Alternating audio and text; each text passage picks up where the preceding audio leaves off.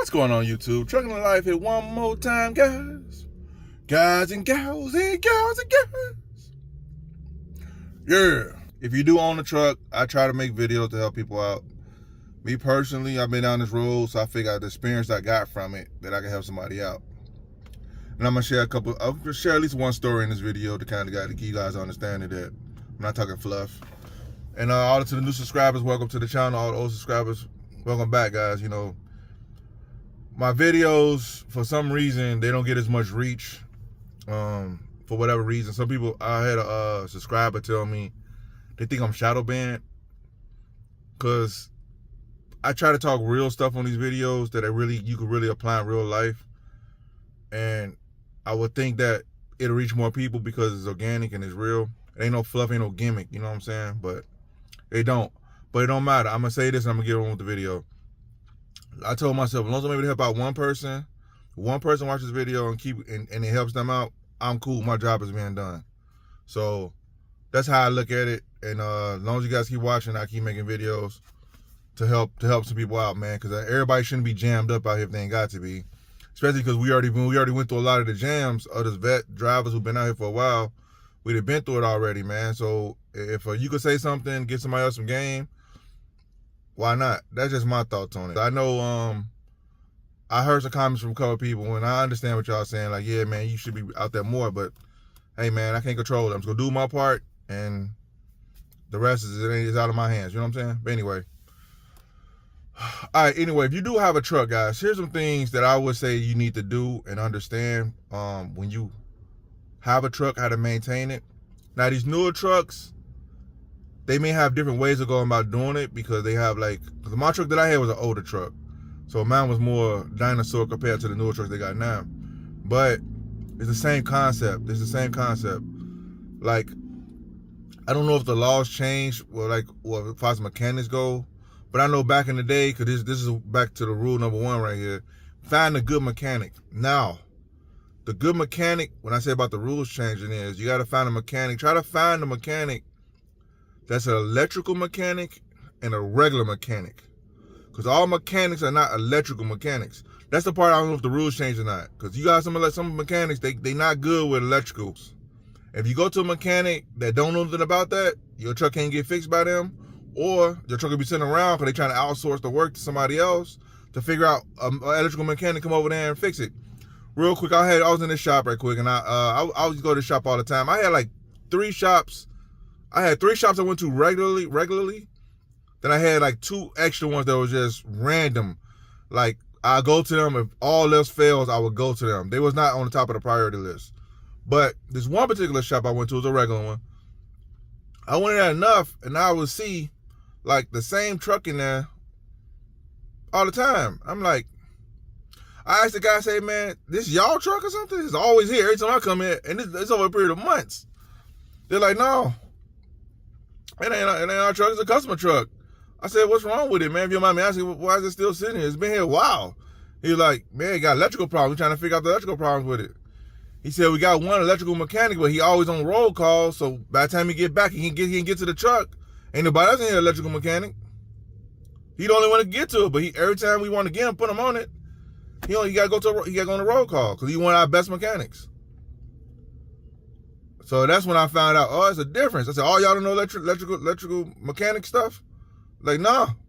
You got some that went to school for it, but they just not good at it. They just can't really figure out the problem. They electrical mechanics. Now brings to another thing. Find a good electrical mechanic. First of all, find a good mechanic, period. Here's the thing. I know when I had my mechanics, this is how I picked them. I had part changers.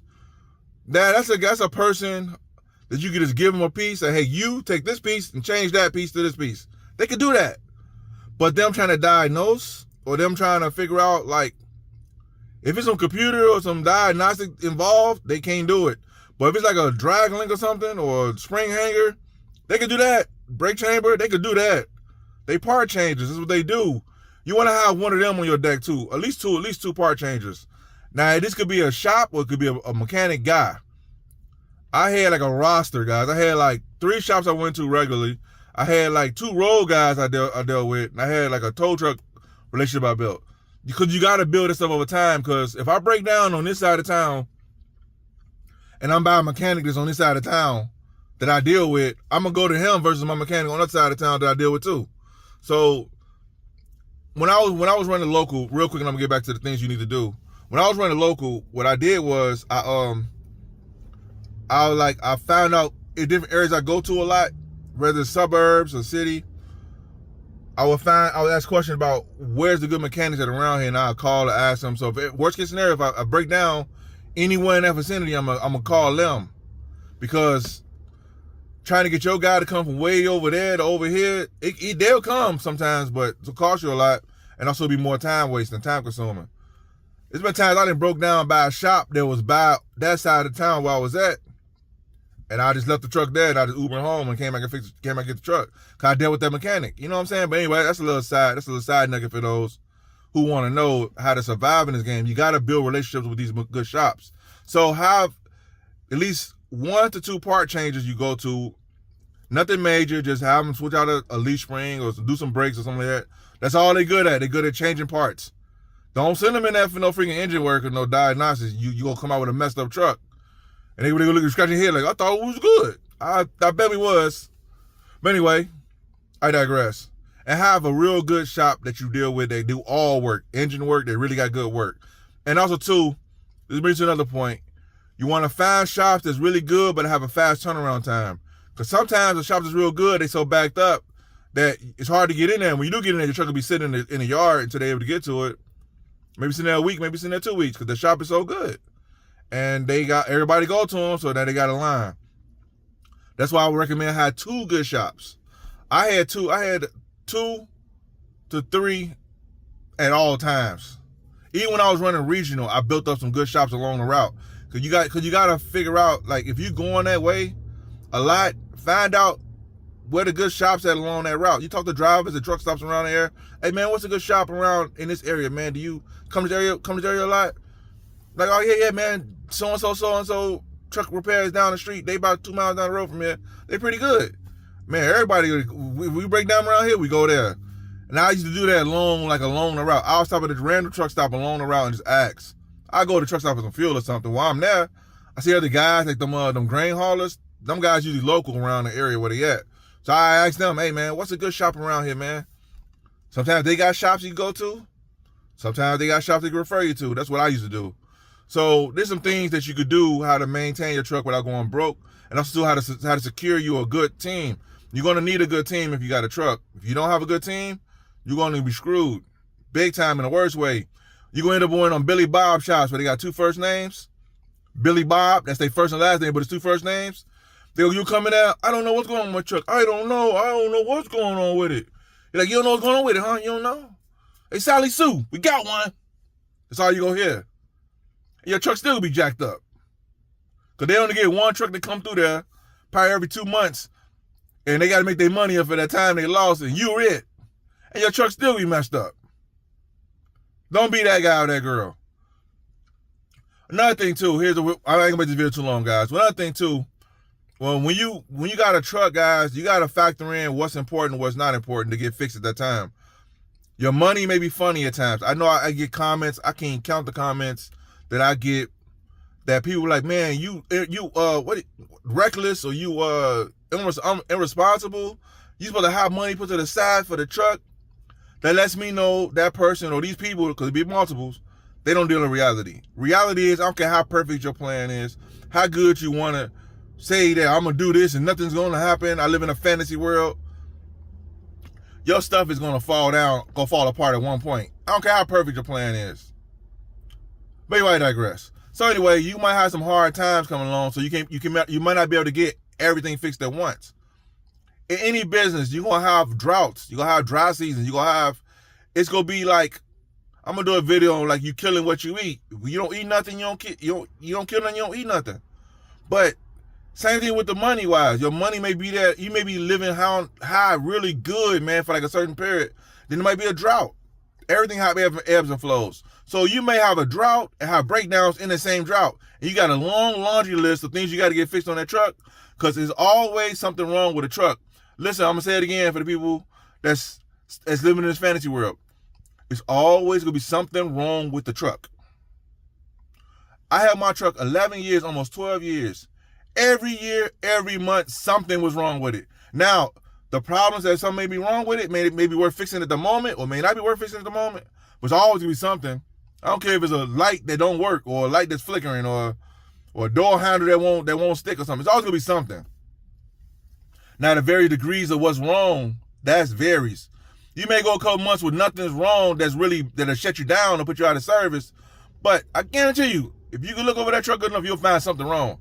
So you compile this list of everything that's wrong with your truck, especially if you drive it yourself. Now, if you don't drive it, you might not notice. Your drivers may have to tell you, but some drivers don't care. So you have to inspect your trucks when they back in the yard sometime. Take some time out, go look over your stuff, because drivers, real quick, I'm gonna say, I'm gonna get back to the point I'm making. I just try to post so much into these videos, guys, that I get all over the place, but I hope they're really helping. Some drivers don't want to tell you what's wrong with the truck because they want the truck to be down because it's going to take money out their pocket. So they go ride it till it break. And you don't want your truck to get broken because it costs more money getting towed and repaired. It's always cheaper to drive into a shop than get towed into one. So take a peek at your trucks, because drivers ain't always going to tell you the truth. But if you're driving your own truck, you're making this list and you figure out which one is worth fixing right now, which one got to hold off. Some guys, they go in the shops like they just, man, I don't know how they money looking. But they going there all confident. I mean, I was in this one shop. This guy came in. I came in to pick up my truck. My truck was in there for like a day or so. And I come in there to pick up my truck. This guy come in there too. I don't know how long his truck been in there. But he coming there all confident. He was like, yeah, I'm here to pick up this truck, blah, blah, woo, blah, blah. My name is so-and-so, right? I'm like, man, this dude looking confident. He looking real smooth. But me, I'm in there like, look, man. So if I get this fixed now, I come back. How much time I got on this right here? Could I come back for this one? Or, what we doing? That's my demeanor. His demeanor is like, hey man, I just want to get the truck right here. Man, no, they said they fixed it, man. I'm here to pick it up. It was his truck. He leaned on the counter like he was all cool, like yeah. He wasn't saying that, but he looked like he should say that. Yeah. The dude said, he said, oh yeah, we know. I see your truck. It's fixed. He like, okay, how much is it? He was like, $4,000. Yeah, $4,000. Hey, what happened to all that cool stuff? What happened to that? What happened to that? He like, $4,000. He took his sunglasses up like, $4,000. He like, what cost $4,000? I said, man, somebody didn't do their homework. Rule of thumb, man. Going there asking them, hey, around before you fix anything, call me and let me know if it's worth fixing or not.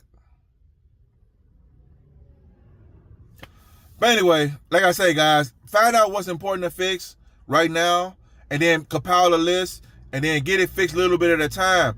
That's how you stay in the game a lot longer. If you go in there trying to just get everything fixed, which I know is the right thing to do, you want to get everything fixed. If your money right, get it all fixed. But you got to keep in mind that your money may be good today, this month, but next month it may be hurting. So all that money you spent today or this month, it could be gone next month plus some. So you got to have a little cushion for the pushing. To keep on pushing, you got to have a cushion. So don't spend all your money, even if you could afford to get all of it fixed. Get the major things fixed. Get the main thing the main thing. And then everything else, just get it fixed a little bit at a time. You're going for a PM. Hey, could you fix this real quick? I know this ain't gonna take a long time. But when you start doing this long enough, you kind of got a good idea how long it'll take to get stuff fixed. Like a brake chamber, not long at all. A wheel seal, not long at all. Airlines, not long at all. Brake lines, not long at all. Injectors, it may take a half a day for them to high-five what they gotta do. It shouldn't be no 4 weeks for no injectors. Now, if you get a full overhaul, then hey man, that's gonna take a while. You know what I'm talking about? So when you do it long enough, you kind of got a good idea. So you shouldn't be in those shops. Your truck should not be in the shop for 2 weeks for a freaking brake chamber or wheel seal. Anyway, guys, I'll make another video later on, go into more details because I don't want to make this video too long. But anyway, YouTube. So this is how you maintain your truck and stay in the game a lot longer than you would if you don't know these things. Because if you don't know these things, you'll be out of business before you even get in business. And one last thing. I know some people are not mechanically inclined. I can't sit and say, you know what, you need to look over your truck. You need to make sure you look into it. If you're not a mechanically inclined person to know nothing about mechanics, believe me, I'm from the land to make it happen. I'm not a mechanic at all, but I had to become one when I had a truck. But that's just my personality type. I just believe in getting things done regardless, by any means. I'll get down. I'm not a mechanic, but I become one. But some people, I've seen it firsthand. I tell them, they call me on the phone, hey man, this is on my truck. I say, I know what that is, bro. This is what you need to do. Are you willing to get your hands dirty? You can do it. You get off the side of the road right now. And I try to walk through it on FaceTime. They just not mechanically inclined at all. So if you that person, then have a mechanic that could come with you and look over your trucks and run in the yard.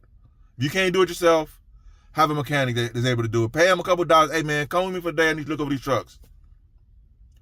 That's how you save yourself a lot of time, because a lot of people ain't gonna tell you the truth about your trucks when they driving for you. They don't care. A lot of them care. All they do is for a paycheck.